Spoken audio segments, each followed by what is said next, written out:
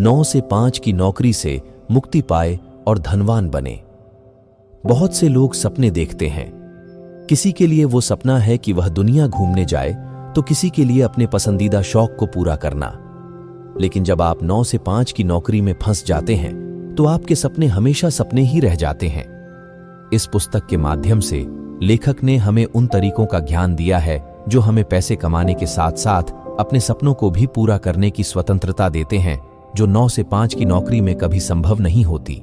इससे आप ये भी जानेंगे कैसे आप किसी काम में महारत हासिल कर सकते हैं, क्यों हमारे द्वारा सोची गई हर बुरी चीज असल में इतनी भी बुरी नहीं होती, क्यों आपको हफ्ते में बस एक ही बार अपने ईमेल को चेक करना चाहिए। लेखक कहते हैं कि अगर आप आज के जमाने के नए अमीरों की सूची में शामिल होना चाहते हैं तो सबसे पहले जिंदगी को अपनी शर्तों पर जीना सीखना होगा। किसी और के अनुसार काम करने की बजाय ये नए किस्म के अमीर अपने नियम कानून खुद तय करते हैं और जरूरत पड़े तो हर बंधनों को तोड़कर भी अपने सपनों को हासिल कर लेते हैं। आजकल ज्यादातर लोग जोखिम उठाने से डरते हैं और खुद को प्रैक्टिकल कहते हुए वास्तविकता में जीने का दावा करते हैं। इसी कारण से ऐसे लोग एक आम सी जिंदगी के साथ समझौता कर लेते हैं, जबकि लेखक के अनुसार असली सफलता उन्हें ही मिलती है जो कि किसी भी जोखिम की परवाह किए बिना ही अपने हर सपने को जीने का जुनून रखता है। चाहे आपके सपने लोगों को वास्तविकता से कितने भी दूर लगे, लेकिन अगर आप अपना लक्ष्य ऊंचा रखेंगे तो आप उन्हें जरूर पा सकते हैं। किसी भी नए और अलग काम को करने में ज्यादातर लोग जोखिम महसूस करते हैं और इसी जोखिम से डरते हुए लोग बस एक आम सी जिंदगी और 9 से 5 की नौकरी की चाह में ही सारा जीवन बिता देते हैं। इसलिए लेखक मानते हैं कि हमें अपना लक्ष्य हमेशा ऊंचा रखना चाहिए, क्योंकि पर्वत के सतह पर तो बहुत लोग खड़े होते हैं, लेकिन चोटी पर जाने का जोखिम बस कुछ ही लोग उठा पाते हैं। इसलिए किसी भी क्षेत्र में शिखर पर पहुंचकर एहसास होता है कि यहां कंपटीशन कम है। किसी भी जोखिम या बुरी से बुरी परिस्थिति से डरने की बजाय उसका सामना करने में ही भलाई है, क्योंकि अक्सर स्थिति उतनी बुरी नहीं होती जितना कि हम सोच सोच कर उसे बना देते हैं। जैसे कि मान लें आप विश्व भ्रमण पर निकले हैं, तो ज्यादा से ज्यादा आपके साथ क्या हो सकता है? ये कि आपके सारे पैसे खो जाएं। ऐसी विषम परिस्थिति में भी आपके पास घर वापस आने का रास्ता तो है ही। इसलिए लेखक के अनुसार अगर हम धैर्य से काम लें तो बड़े से बड़ा तूफान भी हमें छोटा ही लगेगा। इसलिए अगर आपको नए जमाने का अमीर बनना है तो जोखिम की आदत डालें और अपना लक्ष्य बड़े से बड़ा रखें। फिर चाहे कोई कुछ भी कहे, उसकी परवाह करना आपका काम नहीं है। एक शानदार और संतोषदायक जीवन को आज और अभी जीना ही सही मायनों में अमीर होना है। हमारे समाज में हमें शुरू से यही सिखाया जाता है कि अगर हम अपने जवानी के दिनों में कठिन परिश्रम कर अपने काम की तरफ ध्यान देंगे और बचत करते रहेंगे तो रिटायरमेंट के बाद हमें अच्छे दिन देखने को मिलेंगे और हम एक सुखद बुढ़ापा जी सकेंगे। इस सोच के कारण हजारों लोग खुद को 9 से 5 की गुलामी में झोंक देते हैं और सारी उम्र उस काम में लगा देते हैं जिसे शायद वो पसंद भी नहीं करते। खुद को फुसलाने के लिए अक्सर खुद को दिलासा देते हैं कि काम है, थोड़ा कठिन तो होगा, आज मेहनत कर लेंगे तो कल सुरक्षित रहेगा। लेकिन असल में होता यह है कि एक दिन अचानक जब हमारी नींद खुलती है तो हमें एहसास होता है कि हमने अपने जीवन के बेहतरीन साल गुलामी में बिता दिए, जबकि सच्ची खुशियां और संतोष तो इतना पैसा कमाकर भी नहीं मिला। अफसोस, लेकिन तब तक देर हो जाती है।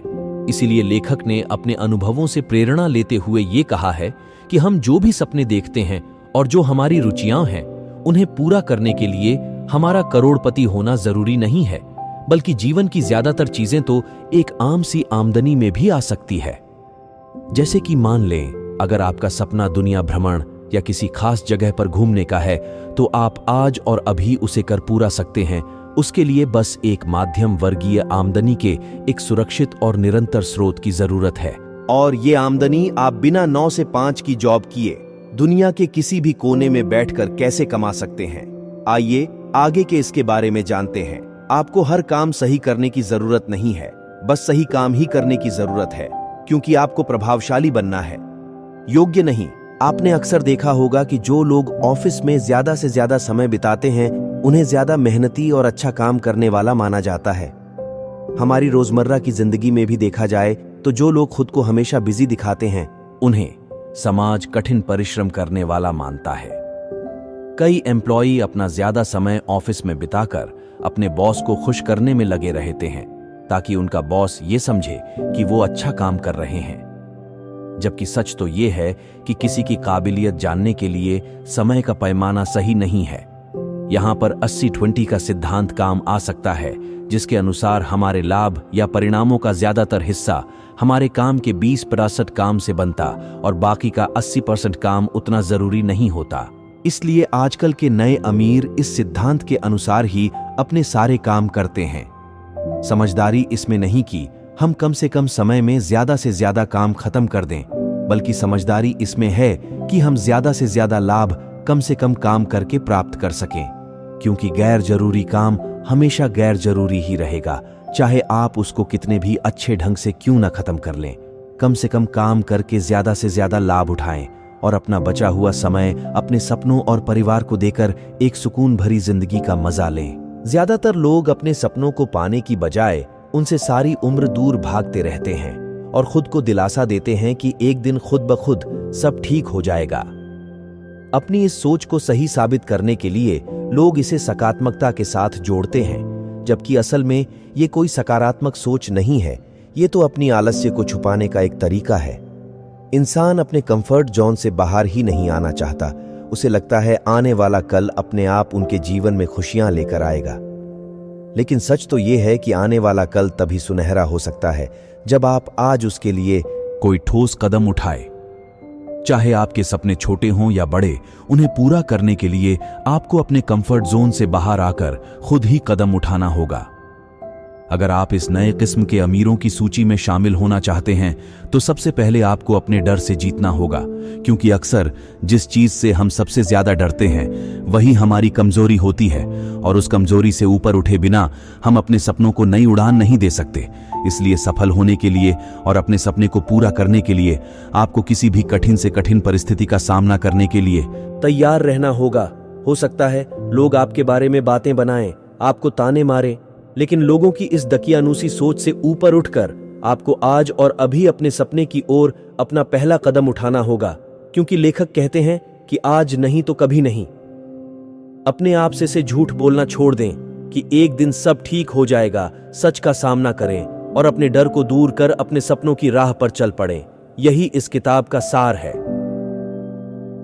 आपका समय बहुत कीमती है, इसलिए समय बर्बाद करने वाले लोगों और कामों से दूर रहे। अपने ऑफिस का एक आम सा दिन ही ले लीजिए। अपने 9 से 5 के समय में से आधे से ज्यादा समय हम ऐसे कामों में बिता देते हैं जिनकी शायद जरूरत भी नहीं होती। अब जैसे बेकार की मीटिंग्स को ही ले लीजिए। आजकल के आधुनिक दफ्तरों में ज्यादातर मीटिंग्स रूम्स में कोई खास एजेंडा पर बहस की बजाय बेकार की बातें और शो ऑफ ही होता है। मीटिंग्स सिर्फ तभी जरूरी होती है जब एक ऐसे मुद्दे पर कोई खास निर्णय लेना हो जिसे बहुत सारे लोग डील कर रहे हैं और उन सब की राय अहमियत रखती हो। और ऐसी सूरत में भी मीटिंग के विवादित मुद्दे और शेड्यूल पहले से ही फिक्स करके रखना चाहिए। इन मीटिंग्स के अलावा हम अपना काफी समय अपने काम के लिए इंफॉर्मेशन जुटाने में भी लगा देते हैं।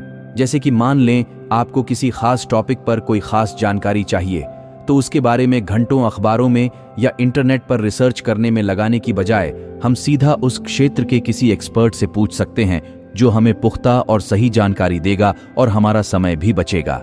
इसके अलावा आपको दिन भर में कई लोग ऐसे भी मिलेंगे जिनका न खुद कोई लक्ष्य होता है और न आपको अपने लक्ष्य पर पहुंचने देते हैं। ऐसे लोग अक्सर आपके पास उस वक्त आ जाएगा जब आप सबसे जरूरी काम कर रहे हों और आपका सारा समय अपनी फिजूल की बातों में बर्बाद कर देंगे। तो ऐसे लोगों को दूर से ही नमस्कार करने की आदत डाल लीजिए। लेखक ने ऐसे लोगों से बचने का एक उपाय बताया है। वो कहते हैं कि अब से जब भी आपका कोई सहकर्मी आपके डेस्क पर आए तो उसे हेलो कैसे हो पूछने की बजाय ये कहें कि मैं आपकी कैसे मदद कर सकता हूं। और अगर आपको लगे कि वो आपका समय बर्बाद करने वाला है तो उसे सीधा बोल दें कि सॉरी यार, लेकिन मेरे पास सिर्फ 2 मिनट हैं, जो भी काम है जल्दी बोल दो। ऐसे लोगों को कभी भी बढ़ावा न दें, वरना 1 घंटे का काम आपको सारा दिन भी करना पड़ सकता है। लेखक के द्वारा बताए गए नए किस्म के अमीरों की जिंदगी में सबसे जरूरी चीज है गतिशीलता। अर्थात दिन भर अपने ऑफिस डेस्क की गुलामी करने की बजाय अपने अंदाज में काम करना। लेकिन इस समाज का एक सच ये भी है कि हर एक व्यक्ति के लिए अपनी जॉब छोड़कर घर से काम कर पाना संभव नहीं है। इसलिए कई सामाजिक कारणों से लोग अपना काम चाहते हुए भी नहीं छोड़ पाते। लेकिन ऐसे एम्प्लॉयज को भी घबराने की जरूरत नहीं है। लेखक की किताब में ऐसे लोगों के लिए भी अपने सपनों को पाने का एक खास सुझाव है। लेखक कहते हैं कि ऐसे में सबसे जरूरी है कि आप खुद को अपने काम के क्षेत्र में इतना एक्सपर्ट बना लें कि आपकी कंपनी आपको छोड़ना न चाहे। इसके लिए आप ट्रेनिंग और वर्कशॉप का सहारा ले सकते हैं ताकि आप अपने क्षेत्र में अधिक से अधिक ज्ञान अर्जित कर सकें। ऐसा होने पर आप अपनी कंपनी में एक खास स्थान प्राप्त कर लेंगे और आप आसानी से अपने बॉस से अपनी एक दो बातें मनवा सकते हैं। जब आपको अपनी कंपनी में अपनी महत्वता का एहसास हो जाए तो किसी दिन धीरे से अपने बॉस के दिमाग में घर से काम करने वाला आइडिया डाल दें। हो सकता है शुरू में आपको हफ्ते में एक दिन की ही स्वीकृति मिले, लेकिन इस दौरान आप खुद को ऑफिस आए बिना भी काम संभालने में सक्षम साबित कर दें और फिर धीरे धीरे घर से ऑफिस संभालने के दिन बढ़ाते जाएं। ऐसा करते हुए हो सकता है कि एक दिन ऐसा भी आए कि जब आपको ऑफिस में आकर हाजिरी लगाने की जरूरत न पड़े और आप घर से ही अपना सारा काम करा लें। घर से काम करना आसान भी होगा क्योंकि घर पर इंसान चैन से अपना काम कर सकता है। उसे आमतौर पर ऑफिस में होने वाले क्रियाकलाप जैसे फिजल की मीटिंग्स और अपने सहकर्मियों के साथ गॉसिप में टाइम खराब करने की जरूरत नहीं पड़ेगी।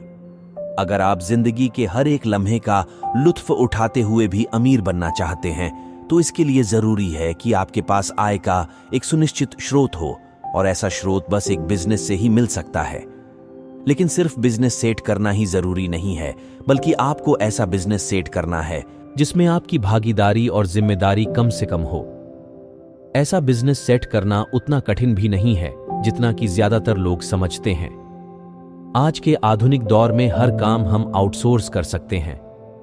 वर्चुअल असिस्टेंट के कॉन्सेप्ट के आ जाने से तो ये काम और भी सरल और किफायती हो गया है। तो आपको बस ये करना है कि अपने बिजनेस से जुड़े कामों की सूची बनाकर हर काम उस क्षेत्र के एक्सपर्ट को सौंप दें।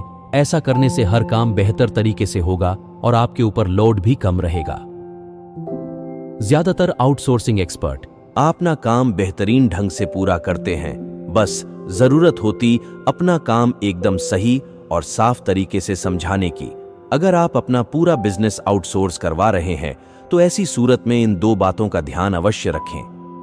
पहली बात यह कि आपके बिजनेस के सारे एक्सपर्ट्स आपको बीच में लिए बिना भी एक दूसरे से बातचीत और डिस्कशन कर सकते हो। उनके बीच का जरिया बनने की कोशिश कभी न करें, वरना आप इधर की बात उधर करते करते ही परेशान हो जाएंगे। दूसरी जरूरी बात यह है कि उन सबको अपने काम के बारे में फैसले खुद लेने दें। जब तक कि वो खुद आपसे न पूछें तब तक बेहतर होगा कि आप बीच में दखल ना दें। अगर आप ऐसा करते हैं तो आप उनकी कार्य क्षमता को देखकर हैरान रह जाएंगे, क्योंकि वो उस क्षेत्र के एक्सपर्ट हैं और उन्हें उस काम के बारे में बेहतर पता है। इसलिए आपकी दखलंदाजी के बिना काम और भी बेहतर होगा। नए किस्म के अमीरों के लिए प्रोडक्टिव होने का मतलब यह है कि वो कम से कम काम में ज्यादा से ज्यादा फायदा हासिल कर लें, और इसके लिए जरूरी है कि आप अपना हर महत्वपूर्ण काम पूरी लगन और ध्यान के साथ करें, क्योंकि इससे आपकी कार्य क्षमता बढ़ जाती है और आप अपना काम अच्छे से और कम समय में खत्म कर सकते हैं। लेकिन आज के जमाने में ध्यान विचलित करने वाली इतनी बातें हैं कि किसी एक काम पर फोकस करना बहुत ही मुश्किल है।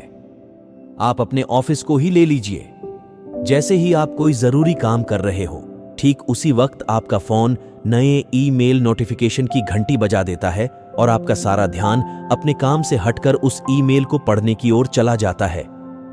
इसलिए लेखक ने सलाह दी है कि कोशिश करें कि आप अपना ईमेल कम से कम चेक करें।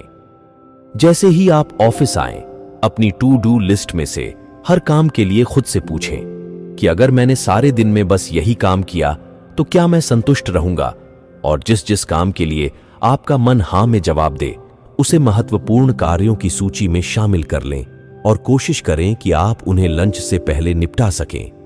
एक बार आपने अपने महत्वपूर्ण कामों को खत्म कर लिया तो आप अपना मेल चेक कर सकते हैं और उसके बाद एक बार घर जाने से पहले चेक करें।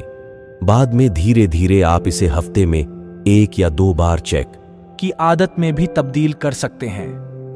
आपको आसानी हो इसके लिए आप ऑटो रिप्लाई का ऑप्शन भी सेट कर सकते हैं, जिसमें लिखें कि आप बिजी हैं, जैसे ही फ्री होंगे आप इस मेल का जवाब देंगे।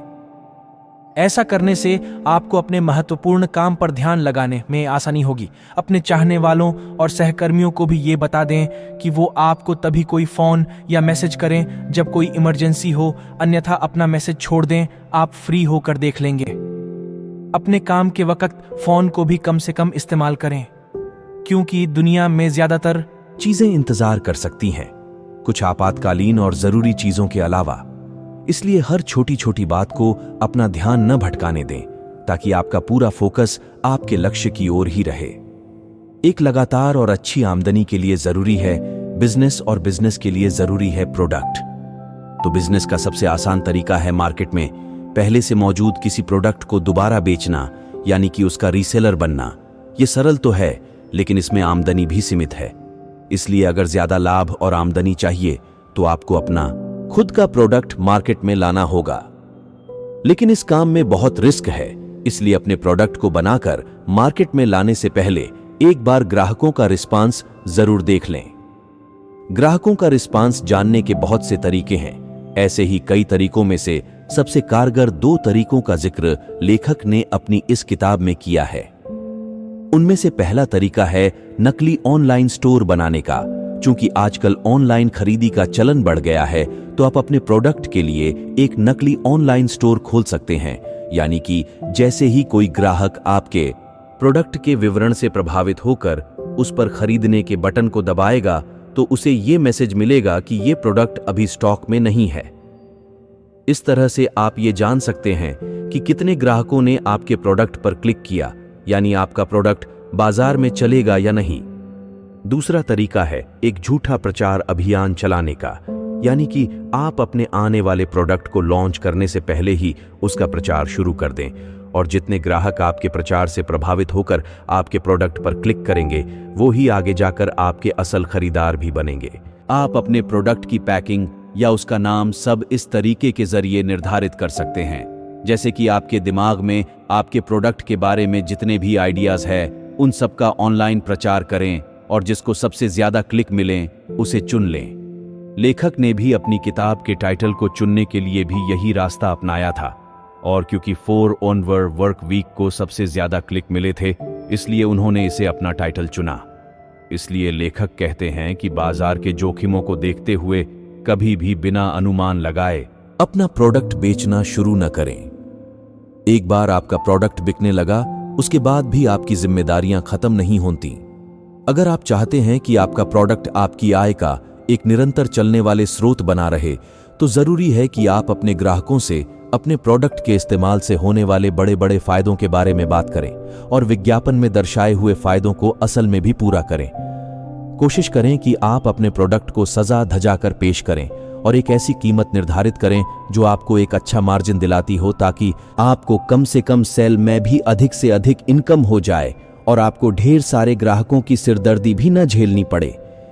इसका एक और फायदा यह है कि जो ग्राहक ज्यादा पैसे देकर भी कोई सामान ले रहा है, इसका मतलब कि वो एक एक पैसे का हिसाब किताब नहीं करता। यानी कि अगर आपका प्रोडक्ट उसकी सारी उम्मीदों पर खरा ना भी उतर पाया, तो भी वो उसे वापस करने या शिकायत करने का झंझट मोल नहीं लेगा। ऐसे ग्राहकों के लिए आप पैसे वापसी या एक्स्ट्रा कंपनसेशन जैसे ऑफर्स भी रख सकते हैं, क्योंकि एक प्रीमियम ग्राहक कभी भी इनका गलत फायदा नहीं उठाएगा। इसीलिए सोच समझकर फैसला लें, ताकि आपको कम से कम मेहनत में ज्यादा से ज्यादा लाभ मिल सके। अगर आप चाहते हैं कि ग्राहक आपके प्रोडक्ट पर विश्वास करें, तो उसके लिए जरूरी है कि पहले वो आप पर और आपकी कंपनी पर विश्वास करें। इसके लिए लेखक ने कुछ खास बातों का ध्यान रखने को कहा है। सबसे पहली चीज जो ग्राहकों को आकर्षित करती है, वो है आपका अपने क्षेत्र में ज्ञान और विशेषज्ञता। इसके लिए आप PhD जैसे टाइटल का इस्तेमाल कर सकते हैं, ताकि आपके ग्राहकों को लगे कि आपको अपने क्षेत्र का काफी ज्ञान है। जैसे कि मान लें, अगर आप सेहत और फिटनेस संबंधी प्रोडक्ट बनाते हैं, तो पहले आपको खुद इसके बारे में सब कुछ जानकर एक फिटनेस गुरु के तौर पर अपने ग्राहकों के साथ पेश आना पड़ेगा। इसके लिए आप सेमिनार और प्रचार का सहारा ले सकते हैं। दूसरी जरूरी बात यह है कि आमतौर पर ग्राहक एक छोटी कंपनी की बजाय किसी बड़ी कंपनी के साथ जुड़ना ज्यादा पसंद करते हैं। इसलिए ग्राहक आपका प्रोडक्ट खरीदें, इसके लिए जरूरी है कि आप अपनी कंपनी को एक बड़ी सी कंपनी की तरह दर्शाएं। इसके लिए आप अपनी वेबसाइट पर अनेकों ईमेल और फोन नंबर लिख सकते हैं, जिससे कि लगे कि आपकी कंपनी में बहुत से लोग काम करते हैं। और अपने कॉन्टैक्ट पेज पर ऐसे शब्दों का प्रयोग करें जैसे कि head of customer support, head of sales आदि। इससे ये लगेगा कि आपकी कंपनी काफी बड़ी और प्रतिष्ठित है और ज्यादा से ज्यादा ग्राहक आपके प्रोडक्ट की ओर आकर्षित होंगे। तीसरी जरूरी बात यह है कि हर ग्राहक एक जैसा नहीं होता और यहां पर भी आप 80-20 रूल अपना सकते हैं, क्योंकि आपकी आमदनी का 80% ग्राहक ही होते हैं। तो ऐसी सूरत में आवश्यकता है कि आप आमदनी देने वाले 20% ग्राहकों पर ज्यादा ध्यान दें और शिकायत करने वालों को वरदान समझें। क्योंकि अगर कोई आपके प्रोडक्ट की शिकायत कर रहा है तो इसका मतलब है कि वो आपके साथ बना रहना चाहता है। बस आपको अपना प्रोडक्ट थोड़ा सा सुधारने की जरूरत है। तो आप उन शिकायतों के आधार पर अपने प्रोडक्ट में सुधार भी करते रहिए। 9 से 5 की डेस्क जॉब का गुलाम बनकर रहने से अच्छा है कि आप अपनी आमदनी का स्रोत खुद ढूंढें और नए किस्म के अमीरों की सूची में हिस्सा केवल 20% ग्राहकों से ही बनता है। ठीक इसी तरह आपके कंप्लेंट बॉक्स में सबसे ज्यादा शिकायतें करने वाले भी मात्र 20% शामिल होकर आज और अभी जिंदगी के सारे लुत्फ उठाए। क्या करें? अपने ईमेल को सुबह सुबह चेक करना छोड़ दें और अपने सभी जरूरी कामों को लंच से पहले खत्म करने की कोशिश करें। अगर आप भी उन ज्यादातर लोगों में से हैं जो कि सुबह ऑफिस पहुंचते ही सबसे पहले अपना इनबॉक्स चेक करते हैं, तो आपको जरूरत है अपनी इस आदत को बदलने की, क्योंकि ऐसा करने से आप अपना वो समय बर्बाद करते हैं जिसमें कि आपको अपने जरूरी कामों को निपटाना था। अपने जरूरी काम लंच तक खत्म करने के बाद ही अपना इनबॉक्स चेक करें। यदि आपको हमारी बुक समरी अच्छी लगती है तो हमारे चैनल को सब्सक्राइब करें। धन्यवाद।